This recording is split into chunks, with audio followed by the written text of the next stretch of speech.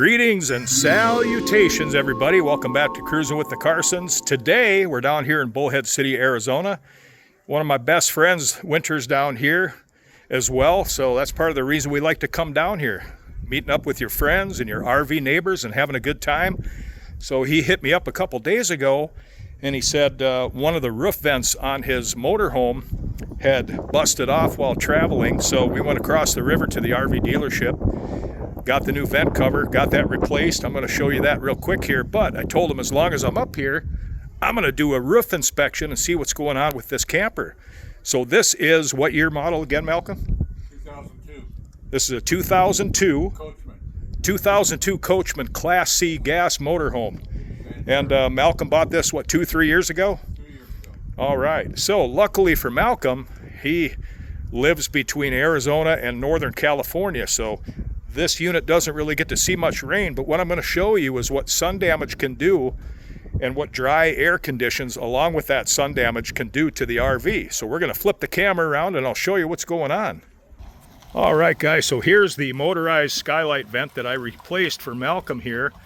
Now you can see the new Dicor sealant, the self-leveling Dicor, put around the vent itself. Now, normally I would dig all that older Dicor out of there, but as fate would have it, you're going to see in this video, we're probably going to be recoating this roof for him while we're down here this winter, and we'll take you on that journey when that happens.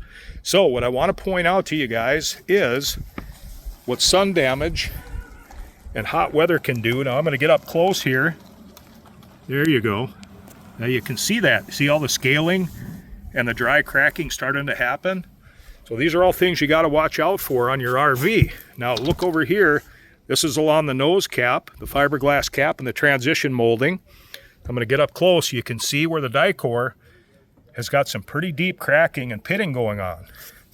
So these are all things you want to inspect your roof at least every 6 months and make sure that you're staying on top of these maintenance issues. Now look here where that J molding comes into the snap molding. Now you can see all of that transition, some really, really deep cracking and separation in that Dicor. Those are all possible water infiltration areas that you really got to watch out for. Now as we look down the rest of the coach, I did a preliminary inspection, and here's what else we found. Just some areas like this. You can see along the edging here, this is his awning sticking out with a slide, or excuse me, slide with a slide topper. Now look here, see this? This is a perforation in the TPO membrane. Now look close, you see the OSB underneath there? Well, if this would be up in Minnesota or Michigan or somewhere where it rains all the time, that would already be rotted out. And down here, we've got more. There's 3 cracks here. There's one here, one here. This TPO membrane's penetrated. You can see the OSB right here. The OSB is not soft, but if this was in a climate that was very damp and moist, that would be rotted already by now. Coming back to the back of the coach, I'm in the sunshine here. Now look along here on this transition molding. Look at all the deep cracks. I can almost see all the way inside to the back of the molding on that one right there. You can see where someone did a repair here once before. You want to check all these areas of Dicor. As you can see here, this Dicor is doing its job, but this has probably been on here since 2001 when this camper was built. Again, here you can see the deep scaling and little tiny spider cracks starting to come loose or starting to pop out. And look here around this skylight. Look at those deep, deep cracks, you guys. Those are all possible places of water infiltration and water intrusion. All stuff you got to watch out for. So that's why I say we're going to be doing this the right way. We're going to do this ourselves with a product that Dustin Simpson over at RV California Specialists uses on his campers when he does roof coating. Now we got one more right here.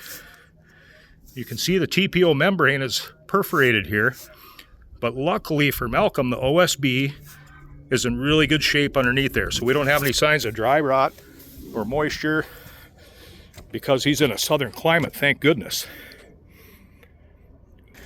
Well, kids, we thought we could skirt by, but just as I was about to exit the roof and step off here, I found something of a little bit of concern. So towards the front of the coach, as you can see here, that's where it drops off over the nose cap. Say hi, Malcolm. Your first time on Cruising with the Carsons. One of my best friends down here in Arizona. So I was about to step off the ladder, and I set my foot here, and doggone it anyway, we found a soft spot. This OSB here, if I push too hard, I put my finger right through that TPO, but I don't know if you can hear that crunching going on, but it goes all the way to here. Yeah, all the way right to here.